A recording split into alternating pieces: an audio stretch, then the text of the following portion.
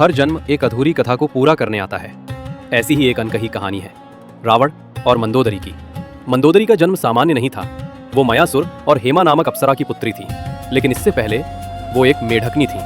हाँ, एक साधारण जलचर।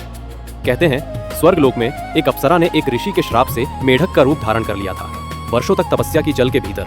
और तब भगवान शिव ने प्रसन्न होकर वर दिया, तुम असुर राज मयासुर के घर जन्म लोगी और महान कर्मों वाली स्त्री बनोगी।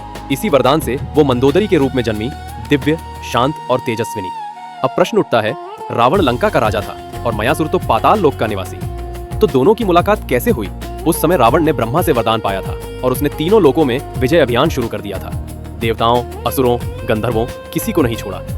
एक दिन अपनी विजय यात्रा में वो मयासुर के लोक पहुंचा। वहां उसने देखा विशाल महल, रत्नों से सजे स्तंभ और बीच में एक शांत तेजस्विनी स्त्री, मंदोदरी।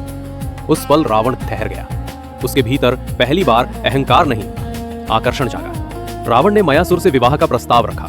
मयासुर ने पहले मना किया, क्योंकि वो जानता था रावण का स्वभाव अभिमानी और उग्र। लेकिन फिर उसने शिव के वरदान को याद किया कि उसकी पुत्री एक महान राजा से विवाह करेगी जो त्रिलोक में प्रसिद्ध होगा। तब मयासुर ने सहमति दी और रावण तथा मंदोदरी का विवाह भव्य रूप से संपन्न हुआ। कहते हैं मंदोदरी रावण की एकमात्र रानी थी जिसने उसे बार बार धर्म की राह पर लौटाने की कोशिश की। वो उसका विवेक थी, उसकी आत्मा की आवाज। मंदोदरी ने रावण को चेताया, सीता को लौटाओ, अधर्म मत करो। पर रावण का अभिमान उसके प्रेम से बड़ा हो गया और जब रावण का अंत हुआ, मंदोदरी ही थी जिसने उसे राजा से मानव बनाकर देखा और रोते हुए कहा, अहंकार ने वो सब छीन लिया जो तुम्हें अमर बना सकता था।